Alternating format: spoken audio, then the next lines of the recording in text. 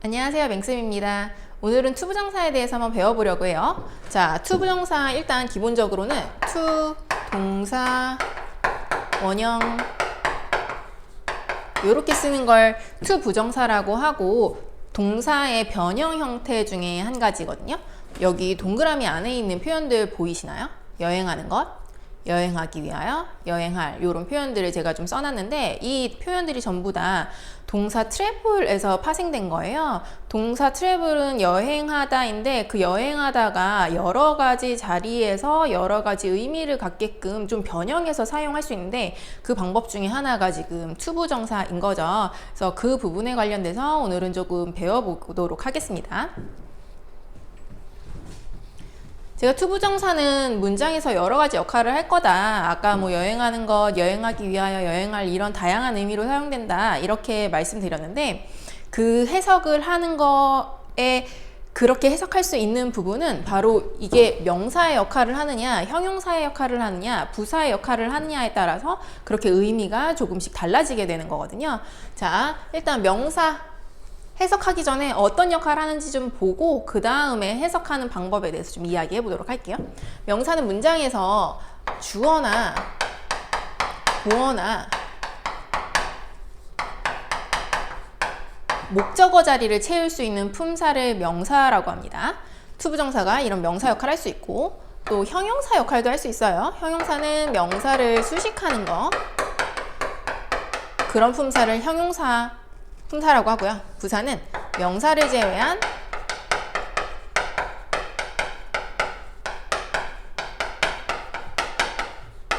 나머지를 수식하는 품사가 부사입니다. 그래서 투부정사 부사적 용법은 자리마다 굉장히 해석하는 방법이 좀 다양하거든요. 그래서 그 부분 오늘 좀 보도록 할게요.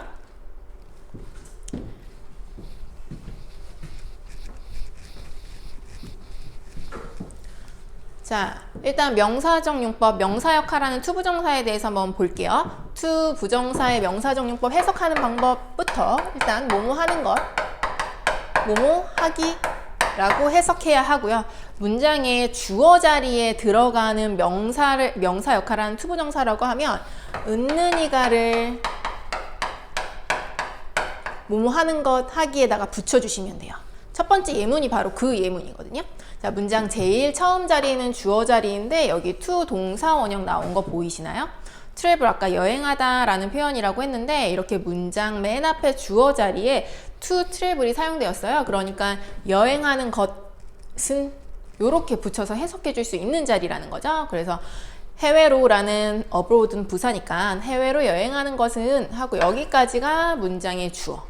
그 다음에 여기 투부정사의 동사이기도 하고 문장의 동사인 거죠. 그래서 여기 이렇게 동사 사용하고 여기 주격보어 사용하고 여기 투부정사는 지금 주어 역할을 하고 있다라는 거. 그래서 전체적으로 해석하면 해외여행하는 것은 재밌다 이렇게 해석할 수 있는 문장인 거죠. 근데 우리가 투부정사가 주어 자리에 들어갔을 경우 이렇게 투부정사를 정말 맨 앞에다 쓸 수도 있지만 사실 좀 문장의 주어가 길다라는 건 처음 시작부터 너무 길기 때문에 바꿔 쓸 수 있는 표현이 하나 있어요.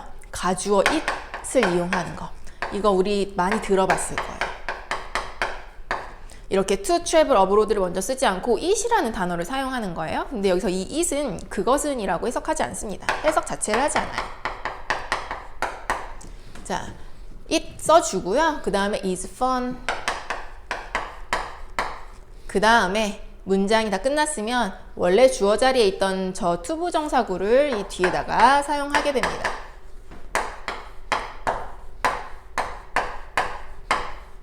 이렇게 써주면 앞에는 굉장히 간략해지고 실질적으로 의미를 갖고 있는 투부정사 주어를 이렇게 뒤에 갖다 쓰게 되는 거죠. 이거 우리 진주어라고 하고 해석은 여기에서 해석했던 거랑 똑같아요. 해외여행하는 것은 재밌다 였잖아요. 여기도 마찬가지예요. 그것은 재밌다, 뭐 투부정사 이렇게 해석하지 않고 해외여행하는 것은 재밌다 이렇게 해석할 수 있는 거고 우리가 문장의 첫 시작을 좀 간단하게 만들어주기 위해서 쓰는 표현이니까 가주어는 기억하시면 되고 it 말고 다른 형태의 가주어는 존재하지 않습니다. 뭐 that 같은 거, this 같은 건 쓰지 않도록 해주시면 되겠습니다. 자, 목적어는 을르를 붙여서 해석할 수 있는 구간이거든요, 기본적으로. 그래서 만약에 목적어 자리에 to 부정사가 들어갔다. 그러면 뭐뭐하는 것을, 뭐뭐하기를 이렇게 해석해 줄 수 있으면 되는 거고요. 목적어는 보통 어디에 위치하냐면 일반 동사 뒤가, 여기가 목적어 자리예요. 여기에 위치했을 때 우리가 을룰로 해석되면 이게 목적어구나 하고 알 수 있는 거죠. 자, 이 문장 한번 볼게요. I like to travel abroad. 자, 여기 I는 문장의 주어잖아요. like는 동사. 자, 나는 좋아한다. 뭘 좋아하는지 목적어가 필요한 동사거든요. 그래서 뭘에 해당하는 거. 여기 그 자리에 to 동사 원형 나왔네요. 그러니까 얘를 여행하는 것을 이렇게 붙여서 해석할 수가 있는 거죠. 여기 이렇게 목적어 자리에 들어가는 거. 그래서 완벽하게 이 문장도 해석해보면 나는 해외여행하는 것을 좋아한다 라고 해석할 수 있는 문장이 되겠죠. 그래서 이렇게 일반 동사 뒤에 들어간 to 부정사 목적어 역할을 하는 거라는 거. 명사정용법 가장 마지막 부분 보어이거든요. 보어는 크게 두 가지 역할을 합니다. 주격 보어 역할을 하기도 하고요. 목적격 보어 역할을 하기도 합니다. 자, 보어라는 거는 수식을 하는 거, 설명해주는 자리를 보어 자리라고 하고요. 주격 보어라는 건 주어를 보충 설명하는 거. 목적격 보어는 목적어를 보충 설명해주는 자리를 목적격 보어라고 해요. 자, 이 아래 문장을 보고 지금 제가 to 부정사를 써놓은 구간이 어떤 역할을 하는 보어인지 한번 볼까요? 자, my plan이 먼저 주어로 나왔죠. is 동사. 자, 나의 계획은 뭐다. 근데 뭐다에 대한 이 계획에 대한 설명을 해줄 수 있는 자리거든요. 이 자리가. 그래서 얘를 위해서 존재하는, 이 주어를 보충 설명해주기 위해서 존재하는 자리이고, 그러다 보니까 이것은 주격보어라고 우리가 보게 되는 거죠. 근데 이 주격보어 자리에 그냥 단순한 명사가 온 것이 아니라 to 동사 원형이 왔죠. 그래서 여행하는 것 이렇게 해석해 줄 수 있고, 보어 자리에서는 것이다 이렇게 비동사랑 붙여서 해석해 주면 되거든요. 그래서 이 문장은 나의 계획은 내년에 해외여행을 가는 것이다 이렇게 해석할 수 있게 됩니다. 명사정용법은 기본적으로 주목보 역할을 한다. 그 다음에 뭐뭐 하는 것 혹은 하기 라는 표현으로 해석하는데 주어, 문장 맨 앞에 오면 뭐뭐 하는 것, 은는이가를 붙이면 되고, 목적어는 일반 동사 뒤니까 뭐뭐 하는 것, 을을로 붙여서 해석할 수 있으면 목적어 to 부정사고, 그 다음에 일반적으로 비동사 뒤에 있는 주격보어를 여러분들은 많이 보게 될 거예요. 그런 자리에 to 부정사 들어가서 주어 수식하고 있다고 하면 그러면 뭐뭐 하는 것이다 정도로 해석해주면 된다. 여기에는 목적격 보어는 존재하지 않지만 만약에 목적어 뒤에 to 부정사가 들어갔는데 그 to 부정사의 내용이 목적어를 수식하는 거라고 하면 그 목적격 보어라고 보시면 되는 거예요. 명사정용법에.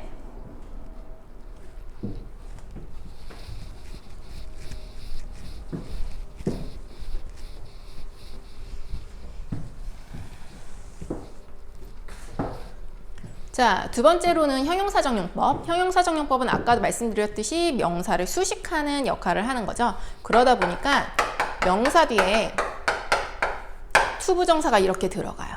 근데 그 to 부정사가 얘를 이렇게 수식할 거죠. 그래야 형용사니까.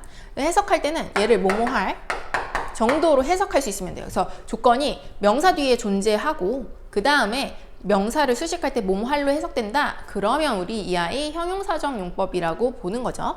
자, 여기 아래 있는 표현 좀 볼게요. money to travel. money는 지금 명사예요. 근데 명사 뒤에 to 부정사가 왔어요.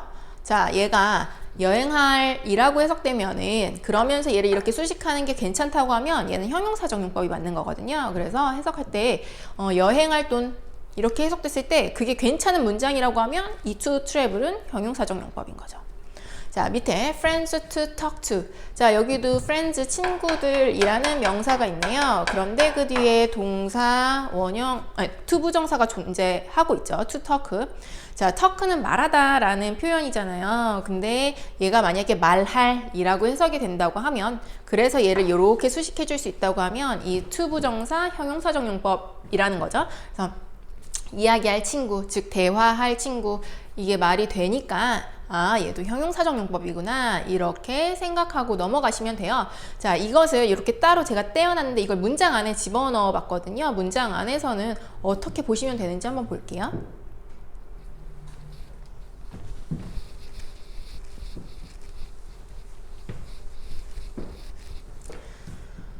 자, 첫 번째 문장 한번 보도록 할게요. I have money to travel. 자, I는 문장의 주어, have는 동사, 뭐를 갖는지 목적어, money까지 다 왔는데 뒤에 to 부정사 왔죠. 얘를 어떻게 해석해야 할까? 일단 명사 자리는 아니니까요. 얘를 뭐뭐할로 한번 해석해보면 말이 될까 생각해 보시고, 자, 나는 여행할 돈을 가지고 있다. 이렇게 to 부정사가 얘를 수식하게끔 이렇게 해석하면 이 문장 괜찮은 문장인 것 같죠? 그러니까 우리 이 to travel을 형용사정용법으로 보게 되는 건 거죠. 자, 밑에 I have many friends to talk to. 자, 여기도 I 주어, have 동사, many friends, have의 목적어죠. 뭐를 갖는가? 많은 친구들을 갖고 있는데 여기 또 뒤에 to 부정사가 나왔네요. 이 to 부정사 뭐뭐할로 해석해서 friends 수식할 수 있거든요. 그러면 이야기할 많은 친구를 가지고 있어. 나 대화할 친구 많아. 이렇게 해석할 수 있는 문장이 되는 거죠. 근데 이거 단순하게 이렇게 형용사정용법이라고 보고만 넘어가기에는 조금은 중요한 문장이라 별표 좀 쳐놓을게요. 자, 중요한 이유는 여기 뒤에 나온 전치사 때문에. 우리가 to 부정사 배울 때 to 동사원형 쓰는 거라고 배우는데 이렇게 to 동사원형 뒤에 전치사까지 껴야 하는 경우가 있어요. 형용사정용법 이 명사 수식하는 게 만약에 이 전치사의 목적어를 수식하고 있는 거라고 하면 전치사 반드시 써주셔야 되거든요. 원래 우리 이거 이렇게 형용사처럼 수식하지 않게 talk를 동사로 이용해서 한번 문장 잠깐 간단하게 만들어 볼게요.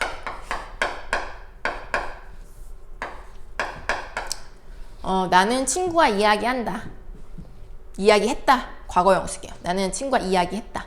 그러면 talked to my friend 이렇게 쓰면 맞는 대답이거든요. 그런데 만약에 나는 친구랑 대화했다를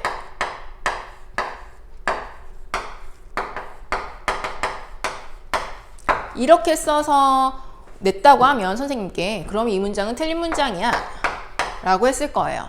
그 이유는 talk 뒤에 목적어로 바로 친구를 가질 수는 없어요. 목적어를 전치사 도움 받아야 하거든요. to 전치사 붙이면 누구누구와 이야기하다라는 이야기가 돼요. 여기서도 동사의 목적어를 붙일 때 전치사가 없으면 문장이 옳지 않은데 그 목적어, 전치사의 목적어에 해당하는 I를 수식하는 동사를 만들어 버리고 싶다고 하면 이 동사가 일단 기본적으로는 to 부정사로 바뀌어야 하는데 그냥 동사만 쓰면 안 되고 전치사의 목적어의 역할을 하는 애까지 하는 역할을 꾸미는 거니까 전치사까지 같이 넣어 주셔야 돼요. 얘 하나 더 들어볼까요? 자, 살집 이라는 표현을 쓰고 싶어요. 그러면 일단 명사부터 써야 하잖아요. 집, a house. 살이 집을 꾸미는데 여러분은 살이라는 단어를 외우지는 않습니다. 대신에 여러분 살다라는 단어를 알고 계시죠? 살다 live라는 단어인데 이걸 이렇게 붙였으면 살이 되는 건 맞아요. 그런데 여기서 그냥 이렇게 a house to live까지만 쓰면 이 문장은 틀린 문장이 되죠. 왜냐하면 우리 보통 집에 살다 할 때는 I live in a house라고 하지 I live a house라고 하지 않아요. 그렇기 때문에 전치사가 없이 그 목적어를 수식할 수는 없는 거겠죠. 그래서 여기도 house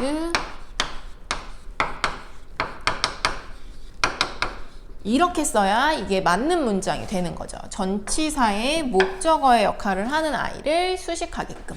요게 맞는 거다. 그래서 평소에 우리가 전치사의 목적어의 역할을 하던 I를 수식했는지 안 했는지 여부를 문장을 보면서 한 번에 딱 캐치할 수 있으면 너무 좋은데 아직 그게 어려운 친구들이 있을 거예요. 그러니까 많은 다양한 표현들을 보시면서 내가 평소에 이 단어를 전치사랑 같이 썼던가? 아니면 내가 이 동사만 써서 목적어를 붙였던가? 그런 생각들을 좀 해보셔야 되겠죠. 그런 연습 좀 평소에 충분히 해두셨으면 좋겠어요. 자, 밑에 I have something to tell you. 자, 나는 가지고 있다. 어떤 것을 하고 여기 문장 사실 다 끝난 거거든요. 근데 투부정사가 나왔어. 자, 명사 뒤에 나왔으니까 얘 한번 뭐뭐할로 해석해 볼 수 있는지 붙여볼까요? tell은 말하다인데 말할. 그래서 얘를 이렇게 수식하게. 그럼 말할 어떤 것이 되겠죠? 그럼 나는 가지고 있어 말할 어떤 것을. 이렇게. 괜찮죠? 그래서 얘 형용사적용법으로 볼 수 있는 거죠. 그래서 너에게 말할 어떤 것을 나는 가지고 있다. 이렇게 해석해 주시면 되는 문장이죠. 밑에는 지금 해석한 거에서 제가 추가적인 단어 하나를 좀 넣어놨어요. 여기 interesting 보이세요? interesting이 something하고 투부정사 사이에 들어갔죠. 얘 형용사라는 품사예요. 이거 사실 해석 먼저 해볼게요. 나는 재미있는, 너에게 이야기할 재미있는 어떤 걸 가지고 있어. 이렇게 해석할 수 있는 문장이거든요. 얘 굉장히 얘도 중요한 거, 형용사적용법에서. 자, 왜 중요하냐면 우리 thing, one, body 여기 형용사라는 말은 좀 지울게요. 자리가 모자라니까. 대명사 라는 거 들어보신 적 있나요? 이거 이 앞에 some, any, every, no 같은 거 집어넣으면 되는 대명사들 이야기하는 거예요. 뭐 something, someone, somebody, anything, anyone, anybody, nothing, no one, nobody 이런 아이들 얘기하는 거거든요. 자, 이런 대명사는 조금 특징이 있어요. 어떤 특징이 있냐면 보통은 그냥 일반 형용사의 수식을 받는다면 명사 앞에 형용사가 존재하게 되거든요. 그래서 예를 들면 여기 지금 두 번째 문장에 many라는 표현이 쓰였는데 얘도 형용사예요. 수량 형용사. 얘 지금 왜 왔냐면 이 friends 수식하려고 온 거예요. 명사를. 명사 앞에 썼죠. 그리고 투부정사도 명사를 수식할 거였는데 걔는 지금 명사 뒤에 와서 붙었죠. 그래서 명사를 기점으로 보통은 형용사를 앞에 쓰고 투부정사로도 명사를 수식하고 싶으면 뒤에서 명사를 수식하게끔 이렇게 만들어주면 되는데 thing on body 대명사는 좀 예외예요. 얘는 원래도 형용사가 어디 오냐면 thing on body 대명사 뒤에 오거든요. 근데 투부정사 형용사적용법도 명사 뒤에 와야 한다고 했잖아요. 그러다 보니까 자리가 겹치는 거예요. 그럼 뭘 더 먼저 써야 되는지 우리 결정해야 하는 거잖아요. 그래서 thing on body 대명사 뒤에는 형용사를 먼저 쓰고요. 그 다음에 투부정사를 사용합니다. 그래서 여기 있는 형용사도 thing on body 대명사를 수식하고요. 그 다음에 여기 있는 투부정사도 여기 있는 thing on body를 수식하고요. 절대 뭐 interesting something to tell you 이렇게 쓰시면 안 되고요. 그 다음에 뭐 something to tell you interesting 이렇게도 쓰시면 안 되고 thing on body 대명사 뒤에다가 형용사 쓰시고 그 다음에 투부정사 써주시면 돼요. 만약에 형용사와 투부정사가 동시에 이런 thing on body 대명사를 수식해야 한다고 하면 말이죠. 자, 이렇게 해서 형용사적용법은 명사 뒤에서 그 명사를 수식할 거고 뭐뭐할로 해석되어진다고 하면 그것은 형용사적용법이다. 근데 전치사의 목적어를 수식하는 경우라면 전치사도 반드시 써주고 만약에 우리가 thing on body 대명사를 투부정사로 수식해야 되는데 그때에 형용사도 같이 그 thing on body 대명사를 수식한다고 하면 thing on body 대명사 뒤에다 형용사 쓰고 투부정사 써라 까지 형용사적용법 정리된 거죠.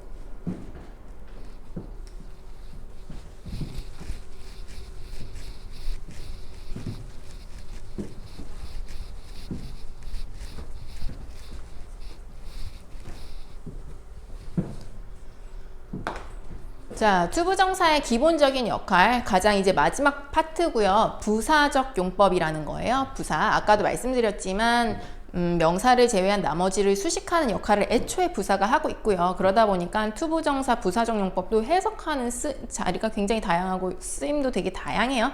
그래서 이건 정말 한 번에 딱 보고 이걸 어떻게 해석해야 될지 모르겠다라고 하면 제가 지금 이 옆에다가 얘는 목적은 어떻게 해석하고 감정의 원인은 어떻게 해석하고 좀 써드릴 거거든요. 또 그걸 하나하나 대입해서 붙여보시는 거예요. 그래서 가장 말이 되는 걸 여러분께서 선택하셔서 해석하시면 되는 건 거죠. 자, 부사적용법의 가장 기본적으로는 목적의 역할을 한다라고 이야기해요. 목적어 아니고 목적. 자, 해석 뭐뭐하기 위하여 라고 해석할 수 있는 거예요. 자, 여기 보면 to 부정사가 여기 이렇게 들어가 있어요. 자, I saved money. 사실 여기서 문장은 다 이제 사명식으로 완전하게 다 쓰여진 거죠.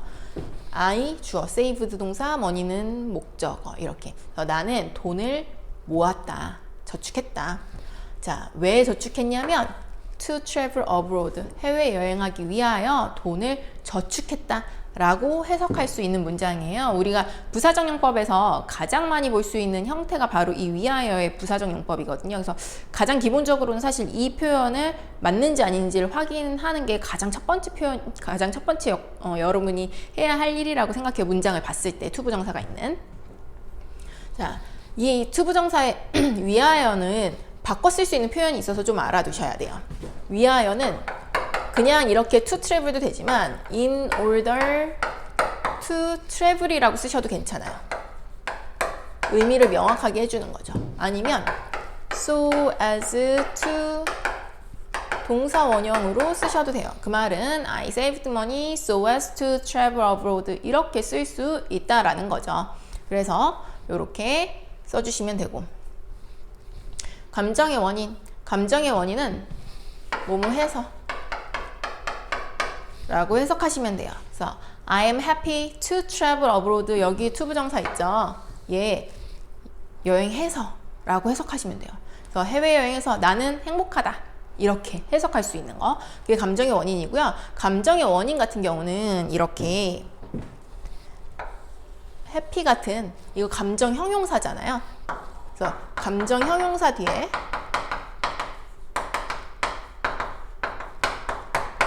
to 동사 원형이 나왔으면 그때 이 to 동사 원형이 뭐뭐 해서라고 해석될 가능성이 굉장히 높습니다. 그래서 이 to 부정사에서 뭐 행복하다, to 부정사에서 슬프다, to 부정사에서 만족스럽다, 뭐 요런 표현들, 이런 것들이 전부 다 감정의 원인의 to 부정사 역할을 할 수 있는 거죠.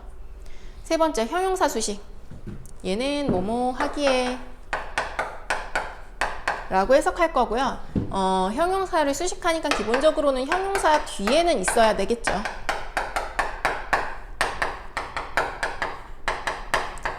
자, 여기 to 부정사가 있네요. 자, 얘도 해석해보면 그 나라는 아름다워. 근데 여행하기에, 이 여행하기에가 얘를 수식하고 있는 거죠. 여행하기 아름답다고. 아름다운 것에 대한 그 이유이기도 하고요. 그 다음에 여기 뭐뭐 하기에라고 해석할 수 있기도 하고요. 자, 네 번째, 판단의 근거라고 써놨는데 뭐뭐 하다니 라고 해석해 주시면 됩니다. 자, 여기 to 부정사가 있는데 이 표현을 여행하다니 라고 해석할 거예요, 이 문장에서. 자, 앞에서부터 하나하나 볼게요. 그녀는 must, 여기서 해야 한다 아니고 틀림없다 라고 해석해 주셔야 돼요. 추측의 must로. must be good, 잘함에 틀림없어. 뭐를? at English, 영어를 잘함에 틀림없어 그녀는. 자, 왜 그런지 이 뒤에 근거가 나옵니다. 미국을 혼자 여행하다니 그녀는 영어를 잘함에 틀림없어, 이렇게 해석할 수 있는 거죠. 그래서 뭐뭐 하다니 라고 해석할 수 있는 I, to 부정사, 판단의 근거로 보는 거죠, 부사적용법에. 자, 조건. 얘는 뭐뭐 한다면, 하다면 요렇게 해석할 수 있는 to 부정사. 여기 to 부정사 요렇게 들어가 있죠. 얘를 여행한다면 이렇게 해석해 줄 거예요. 자, 앞에서부터 하나하나 볼게요. I would be happy, 나는 행복할 거야. 여행한다면 나는 행복할 거야. 해외여행한다면 이렇게 해석해 줄 수 있으면 되는 거예요. 근데 이 문장 하면서 이거 좀 전에 봤던 문장이랑 똑같은 거 아니에요? 비슷하지 않아요? 라고 생각할 수도 있어요. 여기에 있는 이 표현하고 지금 여기 감정의 원인으로 써왔던 표현하고 좀 비슷하지 않아요? 근데 감정의 원인에는 제가 I am happy 라고 했고 여긴 I would be happy 라고 썼고 동사 차이밖에 사실 없는데 뒤엔 똑같잖아요. 근데 얘는 행복하다고, 그리고 얘는 여행해서고, 얘는 여행한다면이고. 왜 그럴까요? 지금 이 would라는 동사가 나는 행복하다 이런 단순한 시제의 단순한 내용의 동사가 아니기 때문에 이 to travel이 감정의 원인이 되지 못했던 거거든요. would 자체가 가정의 의미를 지니고 있는 조동사입니다. 그래서 앞에서부터 순서대로 이렇게 해석을 해봤을 때 나는 행복하다가 아니라 행복할 거야. 이렇게 해석하게 되는 거거든요. 근데 그 뒤에 to 부정사가 뭐 해서 행복할 거야. 이렇게는 해석할 수는 없잖아요. 그건 좀 말이 붙지 않잖아요. 그래서 이 to travel은 감정의 원인이 아니라 조건이라고 보는 거죠. 우리 뭐 추측의 조동사들 뭐 우두도 있을 수 있고요. 뭐 쿠드도 있을 수 있고요. 마이트도 있을 수 있고요. 그런 아이들이 이렇게 들어갔어. 그러면 그 뒤에 나온 to 부정사가 딱 떨어지는 내용이 아니라고 하면 걔는 뭐뭐 하다면 이라고 해석해 주셔야 되는 건 거예요. 그래서 여기는 조건이 되는 건 거죠. 그래서 있는 단어 그대로를 정확하게 해석하시는 것이 to 부정사가 지금 여기서 어떻게 쓰였는지를 여러분들이 판단할 수 있게 되는 건 거죠. 자, 마지막 결과는 마치 동사처럼 해석되게 되는 to 부정사예요. 뭐뭐 되었다. 뭐 이렇게 해석해 줄 수 있고요. She grew up. 그녀는 자랐다. 자라서 travel lover, 즉 여행 너무 좋아하는 여행 애호가가 되었다. 이렇게 해석해 줄 수 있는 거. 마치 문장이 딱딱 분리된 것처럼 해석해 줄 수 있는 그런 to 부정사가 결과에 해당하는 내용이거든요. 그래서 요 to 부정사 뭐 되었다 라고 해석하실 수 있으면 그거는 이제 부사적 용법의 결과가 되는 거죠. 지금 to 부정사 가장 기본적으로 어떤 역할을 하는지에 대해서 우리 좀 다뤄봤거든요. 명사 역할을 할 수 있다, 형용사 역할을 할 수 있다, 부사 역할을 할 수 있다. 명사는 기본적으로 뭐뭐 하는 것, 하기라고 해석되는데 주어 자리냐, 목적어 자리냐, 보어 자리냐에 따라 그 뒤에 어떻게 말을 붙일지 결정된다. 형용사는 명사 수식하는 거니까 명사 뒤에서 뭐뭐 할로 해석되어지면 되는데 전치사가 붙을 수도 있으니까 그런 부분 유의하고 빙언바디 대명사를 수식하는 to 부정사면 형용사도 만약 같이 수식했을 때 그 어순 기억하셔야 되고요. 부사적 용법은 쓰임이 꽤나 다양한데 하나씩 다 집어넣어 보세요. 한 번에 찾기 어려우면 가장 기본적으로는 뭐 목적 같은 것들이 있지만 하나씩 다 집어넣어 보시고 가장 말이 되는 게 그 해석하는 방법이 되는 거겠죠. 오늘은 to travel을 이용해서 이렇게 다양한 자리에서 to 부정사 어떻게 해석되는지에 대해서 봤거든요. 한번 복습해 보시고요. 가지고 있는 교재에 나온 to 부정사들 체크하시면서 한번 다시 해석해 보시길 바라겠습니다.